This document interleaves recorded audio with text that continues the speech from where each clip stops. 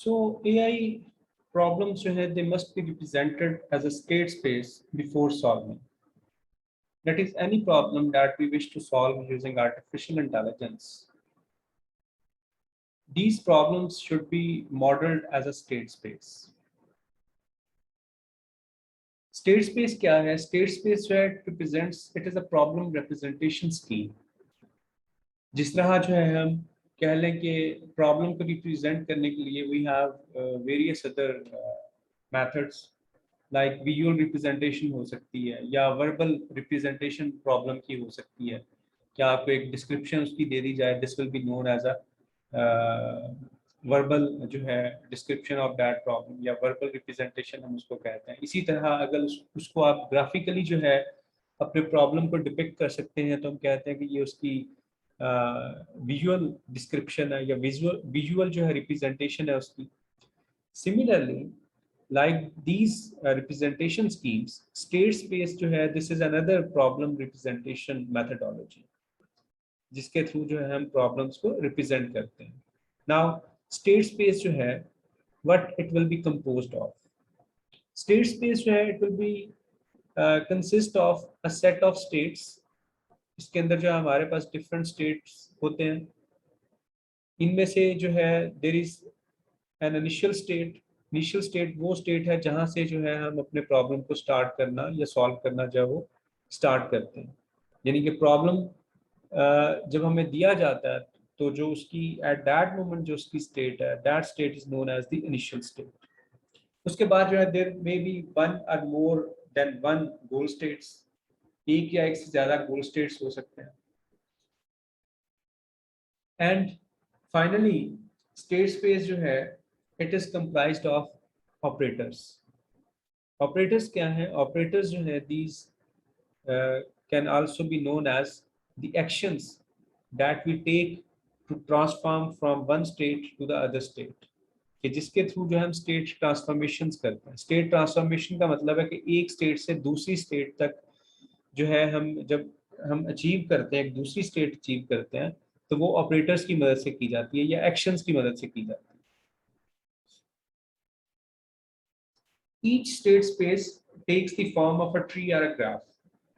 किसी भी प्रॉब्लम की जो स्टेट स्पेस है that can be seen that can be viewed in the form of a tree or in the form of a graph।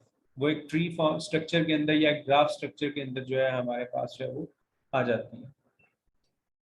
उसके बाद जो है finally we search this state space to find out the solution to the problem, because state space जो है it contains different states, different configurations which are possible for that problem। और उन configuration में से, उन स्टेट में से जो है एक या एक से ज़्यादा जो है वो गोल स्टेट्स हैं। तो इस तरह जो है हमें क्या करना है, because we have represented this state space, we can view this state space in the form of a tree और अ ग्राफ। उसके बाद उस ट्री या ग्राफ के ऊपर जो है हम सर्च अप्लाई करते हैं और उस सर्च प्रोसेस के थ्रू जो है हम पर्टिकुलर स्टेट फाइंड आउट करते हैं जो कि गोल स्टेट है। And this way we say that solution to the problem has been found।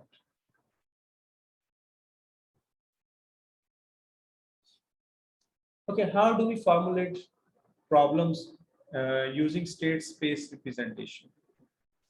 In order to provide a formal description of a problem, we must do the following steps। First step is formulate the goal। सबसे पहले तो हमें गोल जो है उसको describe करना है कि हमारा ऑब्जेक्टिव क्या है। why do we want to solve this problem। like अगर हमें जो है कीज दिए गए हैं और we have to open the door, then our objective is, our goal is to open the door lock. So this is our objective, this is our goal, that why do we want जो है to solve this problem. So the first step is formulate goal, that we will specify one or more states that will be acceptable solution to the problem। like इस case में हमारे लिए acceptable solution क्या है कि door should be opened after applying the solution। कि जो भी हम अपना solution जब अप्लाई करते हैं तो उसके बाद रिजल्ट के तौर पे जो डोर जो है वो ओपन होना चाहिए। या similarly in case of a मेज वी कैन से कि हमारा गोल क्या है? हमारा गोल ये है कि हमें एग्जिट पॉइंट पे जाना है. We want to reach to the exit point, and if we reach that state, तो हम कहते हैं कि ये जो है we have achieved the goal.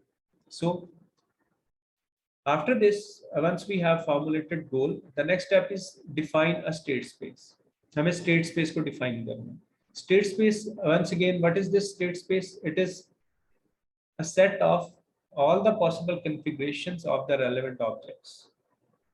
ये प्रॉब्लम की तमाम possible configuration. Then we have to define the initial state. Again, we will specify one or more states that describe the possible situation जिसके अंदर अभी हम currently हैं, जो हमारी current initial state है, जिसके अंदर अभी जहाँ से हम problem को solve करना शुरू करते हैं, that will be known as the initial state. So the problem solving process will start from the initial state. उसके बाद जो we have to specify the operators. Operators क्या है? These are the set of rules that describe the actions. तो ये जो है हमारे पास ऑपरेटर्स जो है ये एक्शंस हैं जिसके थ्रू जो है हम एक स्टेट से दूसरी स्टेट की तरफ मूव करते हैं. यानी एक स्टेट को जब हम उसके ऊपर कोई एक्शन अप्लाई करते हैं तो हम एक न्यू स्टेट जो है वो अचीव कर लेते हैं. Like in case of a door, again considering that example, जब हम एक उसके ऊपर की अप्लाई करते हैं जो कि आप कह लें कि उसका राइट सॉल्यूशन है, राइट की है उस डोर के लिए, तो what will happen?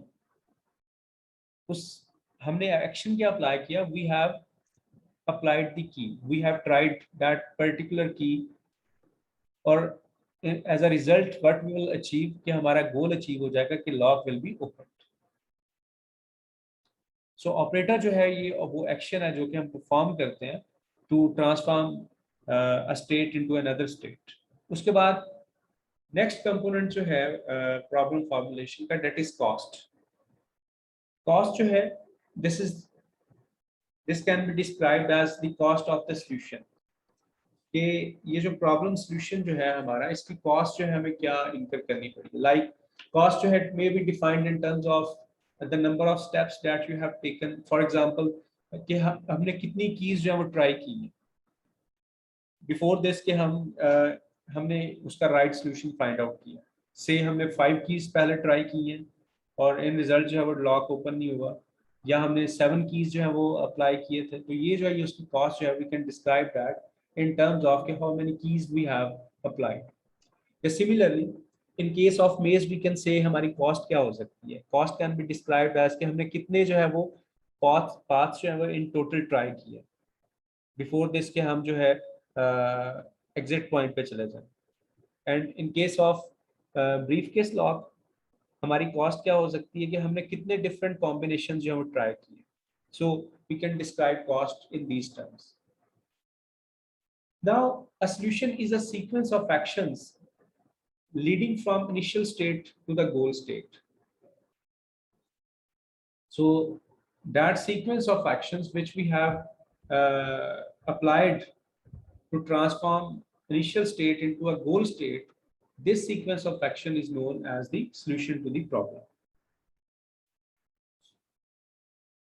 Okay, let's take a toy problem and we will see that how we can solve it. We can formulate this problem as a state space problem. हमारा ये जो problem है, it is known as the towers of Hanoi.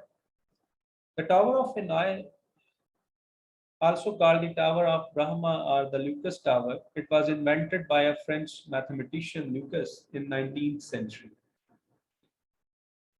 It is associated with a legend of a Hindu temple where the puzzle was supposedly used to increase the mental discipline of the priest. In the legend, the young priests were given 64 gold discs.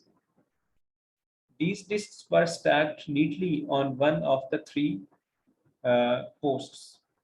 Each disc rested on a slightly larger disc. The priest's goal was to recreate the stack on a different post by moving discs one at a time to another post with the rule that a larger disc could never be placed on top of a smaller disc. A simplified version of the problem can use only 2 or 3 disks. In programming courses, you might have written a program to solve this problem with 3 disks. तो हमारा इसके अंदर इस problem हमारा क्या है कि हमें एक 3 स्टैंड दिए गए हैं। पहले स्टैंड के ऊपर जो है वो डिस्क्स है। In original problem there are 64 discs, और ये डिस्क इस तरह से उनको अरेंज किया गया है कि लार्जर डिस्क जो है वो लार्जेस्ट जो डिस्क है वो सबसे बॉटम पे है, उसके ऊपर जो है नेक्स्ट लार्जर डिस्क है, उसके ऊपर नेक्स्ट लार्जर डिस्क है, एंड सो ऑन। तो डिस्क जो है वो सारी जो है फर्स्ट स्टैंड के ऊपर जो है वो स्टैक्ड है, और जो सबसे स्मॉलेस्ट डिस्क होगी वो सबसे टॉप पे होगी। हमारा ऑब्जेक्टिव ये है कि हमने इसको मूव करना है थर्ड स्टैंड के ऊपर, थर्ड पोस्ट के ऊपर। और हमें रिस्ट्रिक्शन जो है इस प्रॉब्लम के जो कंस्ट्रेंट्स हैं वो क्या है? कंस्ट्रेंट ये है कि आप जो है एक वक्त में जो है एक से ज़्यादा डिस्क मूव नहीं कर सकते, पहला कंस्ट्रेंट। दूसरा कंस्ट्रेंट ये है कि स्मॉलेस्ट जो या स्मॉलर डिस्क जो है उसके ऊपर एक लार्जर डायमीटर की डिस्क जो है वो आप प्लेस नहीं कर सकते। So these are the 2 constraints, and considering these 2 constraints, we have to solve this problem. Now let's see how we can solve this problem using artificial intelligence. Our state space के अंदर जो है हम इस problem को कैसे formulate करते हैं? So states जो है यहाँ पे हमारे पास क्या होगी? States जो है, states will include set of all possible configurations of the problem. इस problem की जितनी भी possible configurations हो सकती हैं, वो तमाम की तमाम configurations जो है they describe the state of this problem. In a moment we will see that what could be these configurations. For the moment you can consider कि configurations of the problem का मतलब ये है कि like एक configuration ये हो सकती है कि जिसमें दूसरा जो स्टैंड है हमारा, दूसरा पोस्ट जो है वहाँ पे एक सबसे जो स्मॉलर डिस्क जो है वो वहाँ पे पड़ा हुआ है, बाकी सारे डिस्क उसी तरह पहले स्टैंड पे अरेंज्ड है।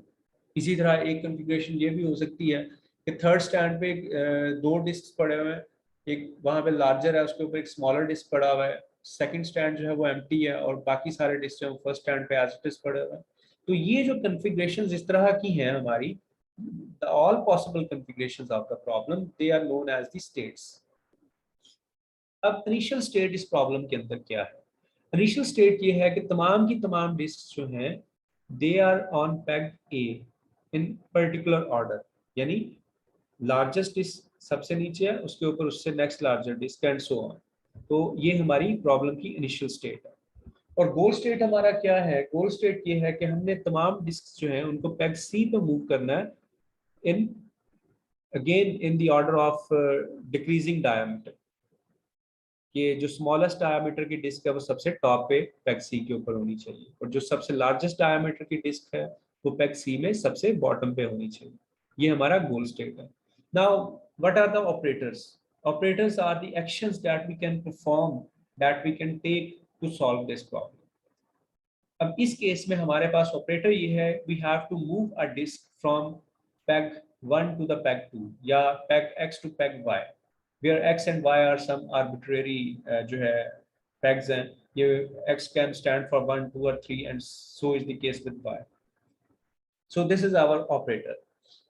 और इस केस में कॉस्ट जो है हम क्या कैसे डिटरमिन करते हैं? कॉस्ट हम डिटरमिन कर सकते हैं कि डैट एक तो भी ये हो सकता है कि हमने कितने स्टेप्स जो परफॉर्म किए हैं इस प्रॉब्लम को जो वो सॉल्व करने के लिए, how many disc we have moved, how many operations we have done, कि ये ऑपरेटर जो है हमने कितनी दफ़ा अप्लाई किया, ये जो है हमें कॉस्ट जो है वो बताएगा।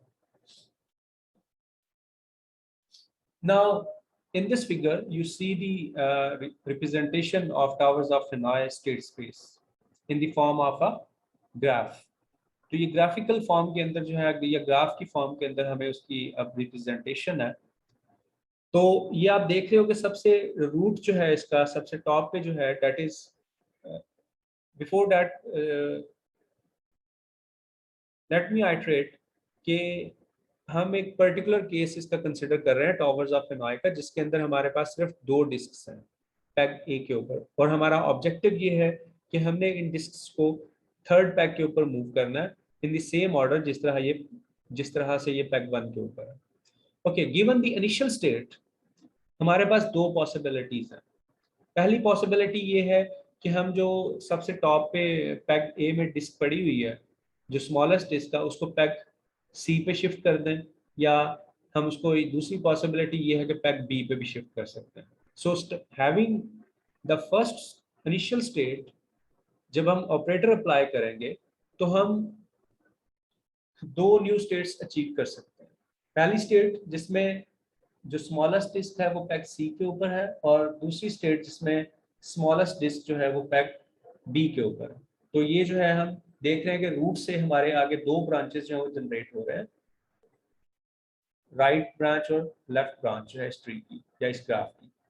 इसी तरह से जब हम नेक्स्ट ये अगर हम लेफ्ट ब्रांच को कंसिडर करें जिसमें जो है हमारी स्मॉलेस्ट डिस्क जो है वो पैक सी के ऊपर है, उसके बाद अगेन इसके ऊपर हम नेक्स्ट क्या एक्शन परफॉर्म कर सकते हैं.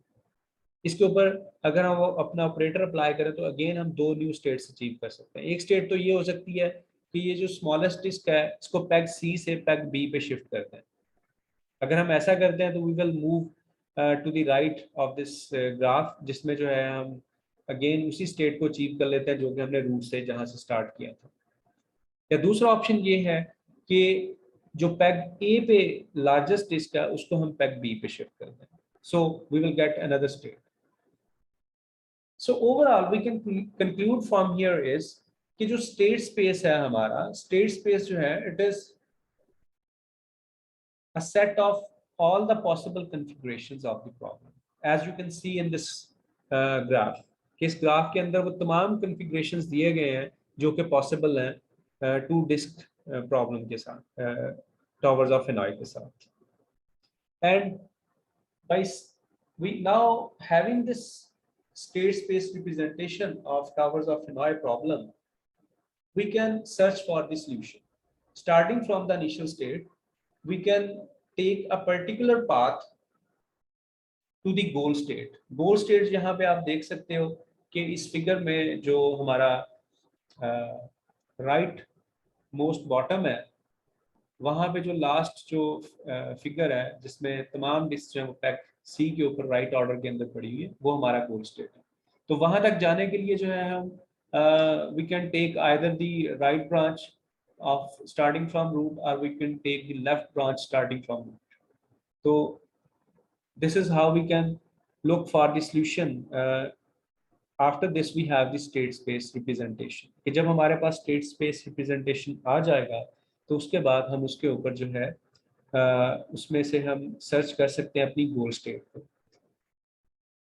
और हमारा सोल्यूशन इस केस में क्या होगा. फॉर एग्जांपल मैं कहता हूँ कि starting from the root we take the right branch. Right branch में क्या हो रहा है कि हमने जो स्मॉलेस्ट डिस्क थी उसको पैक बी पे शिफ्ट किया.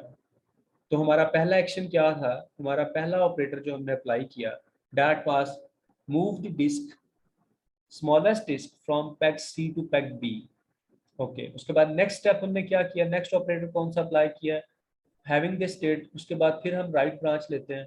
तो इसमें क्या हो रहा है कि जो लार्जेस्ट डिस्क है वो पैक ए से पैक सी पे शिफ्ट कर रहा है. तो नेक्स्ट ऑपरेटर हमने कौन सा अप्लाई किया, move the largest disc from peg A to peg C.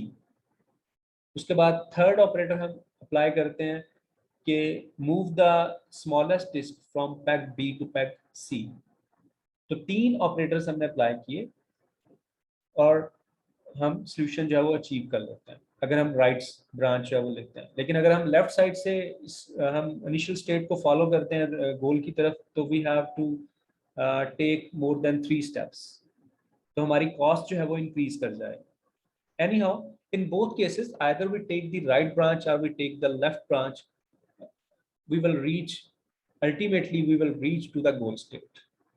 And accordingly either we have taken the right branch or the left branch starting from the root, हम इसकी कॉस्ट जो है वो बता सकते हैं कि क्या हमने 3 एक्शंस परफॉर्म किए, 3 दफ़ा ऑपरेटर को अप्लाई किया, 4 दफ़ा किया या 5 दफ़ा किया, how many times we have applied the operator. तो वो हमारी कॉस्ट भी हम डिटरमिन कर सकते हैं. Now let's consider another problem. This problem is known as 8 puzzle problem. 8 puzzle problem क्या है? This problem consists of a 3 by 3 board with 8 numbered tiles and a blank space. A tile adjacent to the blank space can slide into the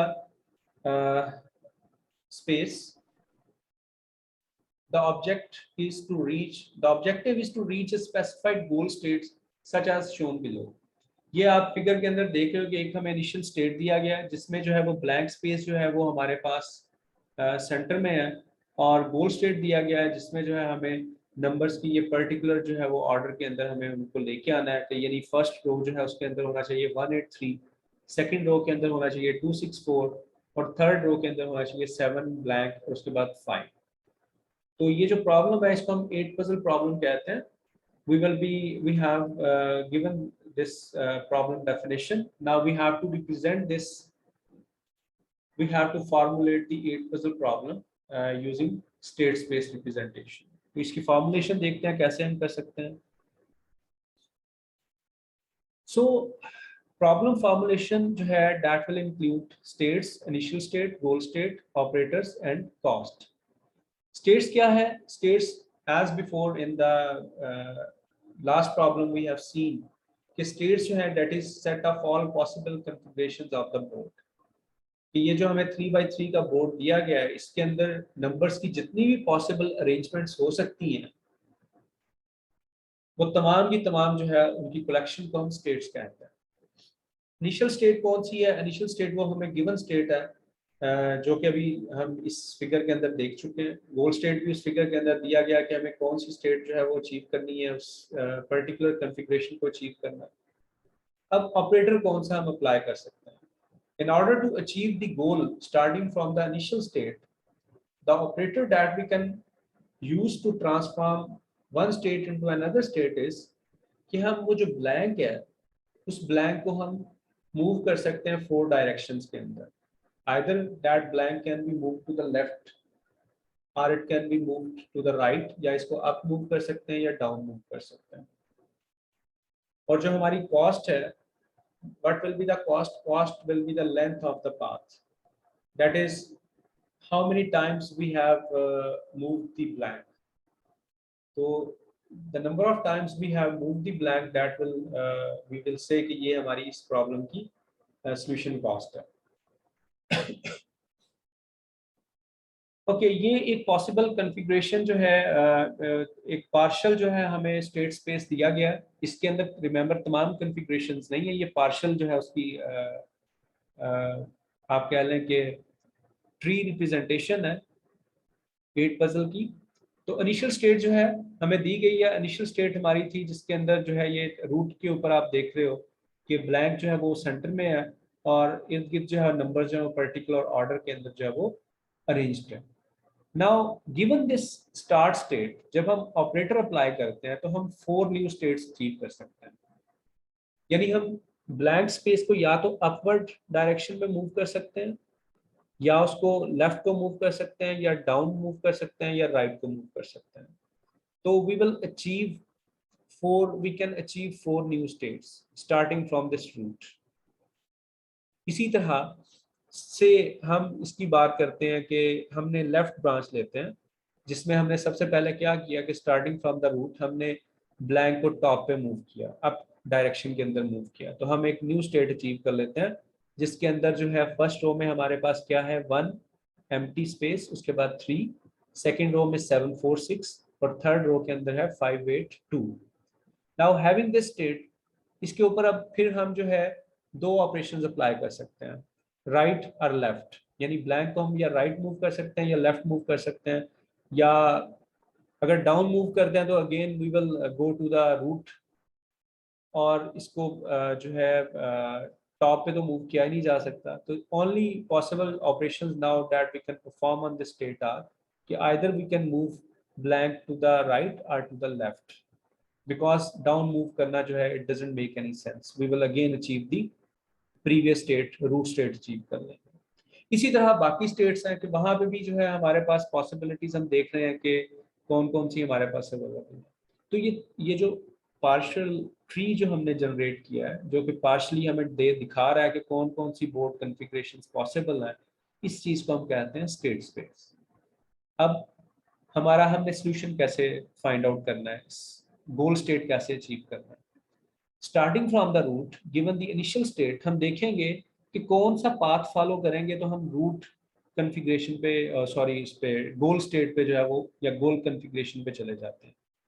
तो that particular path जो है उसमें जो जो हमने operations apply किए हैं कि कभी ब्लैंक को राइट मूव किया, कभी लेफ्ट मूव किया, या डाउन मूव किया, या अप मूव किया, वो ऑपरेशंस उस पर्टिकुलर ऑर्डर में परफॉर्म करने से हम स्टार्ट स्टेट को गोल स्टेट के अंदर ट्रांसफॉर्म कर सकते हैं।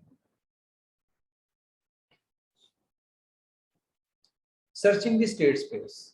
Now, in order to find out the solution, what we have to do कि once we have formulated the problem और हमने अपनी उस प्रॉब्लम को एक ग्राफ या ट्री की फॉर्म के अंदर स्टेट स्पेस को रिप्रेजेंट कर दिया, उसके बाद हम उसको सर्च करते हैं सॉल्यूशन के लिए कि हम उसमें से गोल जो स्टेट है उसको फाइंड आउट करने की कोशिश करते हैं कि starting from the root node हम गोल नोड के ऊपर कैसे जा सकते हैं, कौन से ऑपरेटर्स अप्लाई करके जा सकते हैं। तो in the process of the searching what we are trying to do, we are exploring the state space, कि हम स्टेट स्पेस को एक्सप्लोर कर रहे हैं। यानी हम रूट पे होते हैं, सबसे पहले हम रूट से शुरू करते हैं, उसके बाद हम क्या करते हैं, हम रूट के सक्सेसर्स जनरेट करते हैं, उसके जो चाइल्ड नोड हैं वो जनरेट करते हैं। Like in this particular case starting from the root what we have done कि हम रूट से 4 चाइल्ड्स जो है वो क्रिएट कर सकते हैं by moving blank in either direction, up down right और लेफ्ट। तो इसको हम कहते हैं एक्सप्लोर करना, कि हमने क्या किया, हमने रूट के डिसेंडेंट्स जो है वो फाइंड आउट किए, हमने रूट को एक्सपेंड किया। So this is the exploration of the state space. In order to search the state space, we have to explore the state space. And how do we explore the state space? By generating successors, या इसको descendants भी आप कह सकते हैं या child भी कह सकते हैं. So by generating children of already explored states, इस process को हम expanding states भी कहते हैं. उसके बाद trial and error. What we do, we pick one possible extension of some path, leaving others aside for the time being. तो solution find out करने के लिए हम क्या करते हैं? Once we have generated this tree, हमें इस ट्री में से गोल स्टेट जो है वो फाइंड आउट करना है। तो हम पहले से उसको लेफ्ट पाथ पे देखते हैं, हम दूसरे पाथ पे चेक नहीं करेंगे, सबसे पहले एक पर्टिकुलर पाथ लेते हैं, लेफ्ट पाथ लेते हैं, और लेफ्ट पाथ पे हम देखते हैं कि गोल स्टेट एग्जिस्ट करता है या नहीं करता है।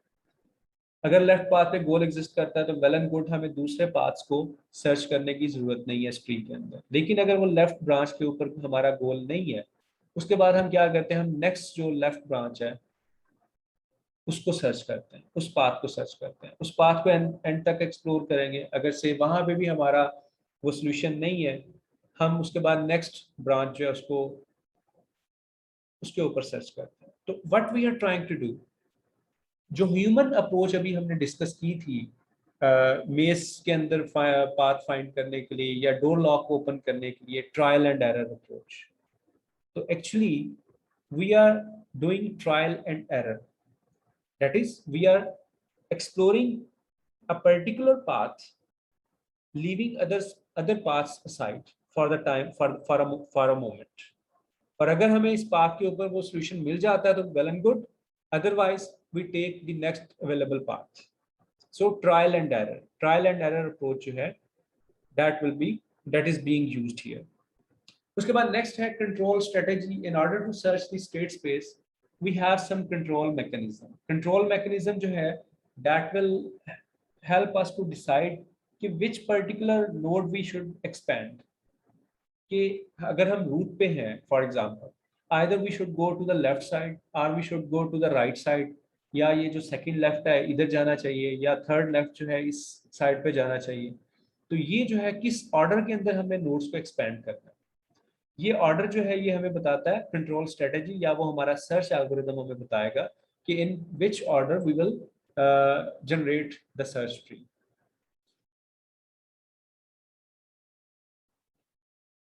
So the concept of a search graph has often been used to represent and analyze problems in artificial intelligence. तो essentially अभी हमने देखा कि टॉवर्स ऑफ फेनाई के अंदर जो है लाइक ये हमने एक ग्राफ जो है हमारे पास in the form of a graph state space representation है उसको हम व्यू कर सकते हैं। इसी तरह 8 पजल के केस में in the form of a tree जो है we can view this state space representation. तो एआई के अंदर जो है ultimately we reach some search graph और सम सर्च ट्री। अगर हम ग्राफ की बात करते हैं तो ग्राफ जो है that is just a set of nodes and edges. इसमें नोड्स क्या है, नोड्स जो है वो स्टेट्स को रिप्रेजेंट करते हैं और एजेस जो है वो हमारे एक्शंस को रिप्रेजेंट करते हैं कि कौन सा एक्शन हमने परफॉर्म किया। इसी तरह अगर आप ट्री की बात करो तो ट्री जो है that is also collection of nodes and edges. तो उसमें भी इसी तरह होगा कि नोड्स जो है they will represent the states और एजेस जो है they will represent the transformations or actions that we have performed to move from one state to the next state. Okay, for a given starting node, there is a large number of possible paths, sequence of transformations, but only some of these paths lead to the goal. Like अभी हमने देखा कि 8 puzzle के case में अगर हम root node से start करते हैं तो 4 पॉसिबिलिटीज हैं हमारे पास, उसके 4 चिल्ड्रन हैं रूट नोड के, लेकिन उन तमाम चारों के ऊपर सोल्यूशन नहीं है। सोल्यूशन जो हो सकता है किसी एक के ऊपर है या किसी दो के ऊपर हो सकता है। तो only few of these paths जो है they can lead to the goal state, बाकी पाथ्स जो है उनके ऊपर गोल जो है वो नहीं होगा। So thus the problem solving is finding a path which leads to the goal. तो अब हमारा प्रॉब्लम क्या है कि हमने इस ग्राफ या ट्री को सर्च करना है, हमने वो पर्टिकुलर पाथ फाइंड आउट करना है जो कि हमें रूट से गोल नोड की तरफ लेके जाएगा या लीफ नोड की उस पर्टिकुलर गोल स्टेट की तरफ लेके जाता है। ओके, ये जो प्रॉब्लम्स थे अभी हमने ये गेम प्रॉब्लम्स जो है ये टॉय प्रॉब्लम्स इनको कहते हैं, ये डिस्कस किए हैं। इसके अलावा जो है the same phenomena state space representation जो है it can be used to solve real world problems. For example here you see few of the examples, route finding, touring problem या VLSI लेआउट है, रोबोट नेविगेशन है, assembly sequencing है। These problems can be modeled as state space problems. इनको हम state space form के अंदर जो है फॉर्मुलेट कर सकते हैं। Okay, root finding. Let's see first of all this root finding problem. Root finding problem ये है कि हमने root find करना है from one location to the destination location. इस प्रॉब्लम को हम कहते हैं रूट फाइंडिंग, जिसमें जो है हम एक पर्टिकुलर जो है वो पाथ देखते हैं कि हमें हमारी जो सोर्स लोकेशन है ये वहाँ से हम डेस्टिनेशन जो है वहाँ तक कैसे रीच कर सकते हैं, कौन सा पाथ फॉलो करें तो हम डेस्टिनेशन पे चले जाएंगे। ये जो रूट फाइंडिंग एल्गोरिथम्स होते हैं these are particularly useful in number of applications such as, जैसे कि जो है ये इन कार जो नेविगेशन सिस्टम्स होते हैं आजकल जो कार्स आ रही हैं उनके अंदर नेविगेशन सिस्टम जो बिल्ट इन होते हैं, तो वो नेविगेशन सिस्टम जो होते हैं they use this route finding जो है वो प्रॉब्लम इसको सॉल्व करते हैं because they help us out to find a particular to find our destination. इसके अलावा जो है जो नेटवर्क डिवाइसेस होती हैं जैसे राउटर्स हैं, राउटर्स के अंदर भी रूट फाइंडिंग जो है प्रॉब्लम हमें फेस करना पड़ता है बिकॉज एक पैकेट को सोर्स लोकेशन से डेस्टिनेशन पे सेंड करने के लिए we must find a particular route, तो वहाँ पे भी इसकी एप्लीकेशन है। इसके अलावा जो है हम देखते हैं कि एयरलाइन ट्रैवलिंग जो करते हैं उसकी जो प्लानिंग होती है, एयरलाइन ट्रैवल प्लानिंग सिस्टम्स के अंदर भी रूट फाइंडिंग जो है वो यूज होती है। Similar to the route finding problem is the touring problem. Touring problem क्या है? ट्यूरिंग प्रॉब्लम के अंदर ये है कि हमारे पास एक सेल्समैन है, ये सेल्समैन जो है he has to visit number of cities starting from his source, और वो तमाम सिटीज जो है वो विजिट करने के बाद उसको उसी वापस अपनी सोर्स जो है सिटी जो है वहाँ पे वापस पहुँचना है। और यहाँ पे हमारे पास कंडीशन ये है कि हर सिटी जो है वो एक से उसको एक दफ़ा आपने बस विजिट करना है, तो हमने शॉर्टेस्ट जो है वो टूर फाइंड करना है कि वो शॉर्टेस्ट डिस्टेंस जो वो ट्रैवल करे। तो it is a variation of the route finding problem कि इसके अंदर भी हम रूट ही फाइंड कर रहे हैं, but we have some certain limitations के हमें उनको ऑब्जर्व करना है। उसके बाद थर्ड जो है वो VLSI लेआउट है, very large scale integration layout. VLSI जो है दैट इज अ टेक्निक जिसके थ्रू जो प्रोसेसर चिप्स जो होती हैं उनके ऊपर ट्रांजिस्टर्स वगैरह या गेट्स जो हैं जो होते हैं, ये तमाम कंपोनेंट्स जो हैं वो फैब्रिकेट किए जाते हैं। तो उस प्रोसेस को हम कहते हैं VLSI, very large scale integration.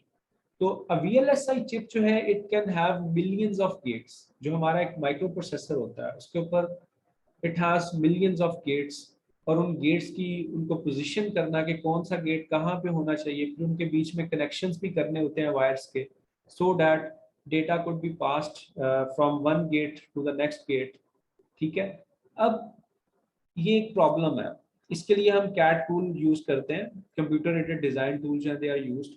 तो इस कॉन्टेक्स्ट में दो हमें मेजर जो है वो आप कह लें सब टास्क हैं हमारे, which are related to such using state space. पहला जो सब टास्क है वो है सेल लेआउट। सेल लेआउट का मतलब ये है कि हमने वो जो गेट्स हैं, जो हमारे वो सेल्स हैं, हमने उनको उस चिप के ऊपर किस ऑर्डर के अंदर जो है अरेंज करना है। हम उनको रैंडमली अरेंज नहीं कर सकते because there are many considerations, like जो दो चिप जिनको आपने कनेक्ट करना है वो एक दूसरे के नियरेस्ट होनी चाहिए, उनके दरमियान डिस्टेंस कम से कम होना चाहिए। ठीक है, लाइक ये एक जो है लिमिट कंस्ट्रेंट है। तो इसलिए जो है हम रैंडमली सेल्स को लेआउट नहीं कर सकते, एक पर्टिकुलर अरेंजमेंट जो है हमें अचीव करनी है, सो डैट कि हमारे जो है वो चिप के ऊपर बहुत कम ओवरलैप्स हों, और इसके अलावा हमें ये भी इंश्योर करना है कि वायर्स कनेक्ट करने के लिए रूम भी होना चाहिए, स्पेस भी होना चाहिए, ताकि हम एक गेट से दूसरे गेट तक वायर्स को कनेक्ट कर सकें। उसके बाद सेकंड जो सब टास्क है इस कॉन्टेक्स्ट में वो है चैनल राउटिंग का। चैनल राउटिंग क्या है? Channel routing is the process of placing the connecting wires, कि हमने वायर्स, कनेक्टिंग वायर्स को कैसे प्लेस करना है कि वो एक दूसरे के साथ जब वो उनका वायर्स का एक दूसरे के साथ जो इंटरफेरेंस कम से कम हो। तो ये दोनों जो है हमारे सब टास्क जो है they can be modelled as a state space problem, and we can use the search methodology to solve these problems. उसके बाद नेक्स्ट जो है problem that is the robot navigation, like एक रोबोट। उसके बाद नेक्स्ट जो है वो रोबोट नेविगेशन है। In order to make movements for example in a room, हमें रोबोट को गाइड करना होता है। अब जो है रादर देन दिस के there are some particular directions, जिस तरह एक मेज के अंदर हम देखते हैं कि डिस्क्रीट नंबर ऑफ पार्ट्स होते हैं, जरूरी नहीं है कि रूम के अंदर ऐसे ही हो। रूम जो है there it is a kind of continuous environment जिसके अंदर रोबोट जो है किसी भी डायरेक्शन में मूव कर सकता है, किसी भी पॉइंट से किसी भी डायरेक्शन में वो मूव कर सकता है। So it is a very complex problem.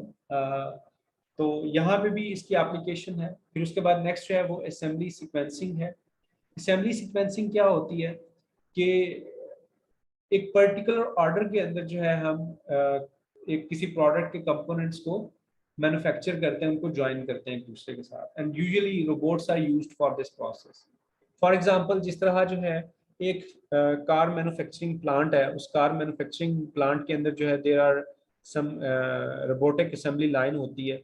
वो रोबोटिक असेंबली लाइन क्या करती है कि उस वहाँ पे जो रोबोट्स होते हैं वो असेंबल करते हैं उस कार के डिफरेंट कंपोनेंट्स को। अब उस कार के डिफरेंट कंपोनेंट्स जो है उनको असेंबल एक पर्टिकुलर ऑर्डर के अंदर करना होता है। अगर आप उस पर्टिकुलर ऑर्डर के अंदर उनको असेंबल नहीं करते तो बाद में वो कंपोनेंट्स जो है उसको असेंबल नहीं किया जा सकता, या आपको पहले से असेंबल किए हुए कंपोनेंट्स को अनडन करना पड़ेगा, अनडू करने के बाद फिर से आप उसको असेंबल करोगे। तो ये एक इशू है कि ये कंसर्न है कि जिसमें हमें एक पर्टिकुलर ऑर्डर जो है वो ऑब्जर्व करना होता है, और we have to ensure this thing as well कि हम मिनिमम टाइम के अंदर जो है वो कार जो है उसको मैन्युफैक्चर करें। ये हमारा एक कंस्ट्रेंट होता है। ये नहीं है कि असेंबली सीक्वेंस है वो बहुत ज़्यादा देर ले रहा है कि कुछ लाइक अगर आप कोई ऐसा सीक्वेंस डिवाइस कर देते हैं कि जिसमें एक जो है वो रोबोट जिसने एक पर्टिकुलर टास्क सब टास्क परफॉर्म करना है वो बहुत ज़्यादा टाइम आइडल बैठा हुआ है, वो कुछ भी नहीं कर रहा, बिकॉज उससे प्रीवियस रोबोट जो है उसने अभी तक अपनी असेंबलिंग टास्क जो है वो फिनिश नहीं की। तो इस चीज़ को हमने इंश्योर करना है कि जो आइडल टाइम जो है वो मिनिमाइज होना चाहिए तमाम जो असेंबलिंग रोबोट्स हैं। तो हमें इसके लिए जो है प्लान जनरेट करना होता है, सीक्वेंसिंग प्लान जनरेट करना होता है कि किस पर्टिकुलर ऑर्डर के अंदर जो वो जनरेट असेंबलिंग जो है वो परफॉर्म करेंगे। तो अगेन ये एक काइंड ऑफ सर्च प्रॉब्लम है and it could be modelled as a state space form के अंदर हम इसको जो है वो पुट कर सकते हैं। Okay, that's all for today. Let me give you a brief overview that what we have discussed in this lecture. इसके अंदर जो है आज हमने डिस्कस किया है human perspective of problem solving, कि ह्यूमंस जो है वो प्रॉब्लम को कैसे सॉल्व करते हैं। उसमें हमने डिस्कस किया कि यूजुअली जो है जो एक नेव अप्रोच जो ह्यूमंस लेते हैं प्रॉब्लम को सॉल्व करने के लिए, that is trial and error approach, कि हम डिफरेंट सॉल्यूशंस जो है वो ट्राई आउट करते हैं until we find the correct solution।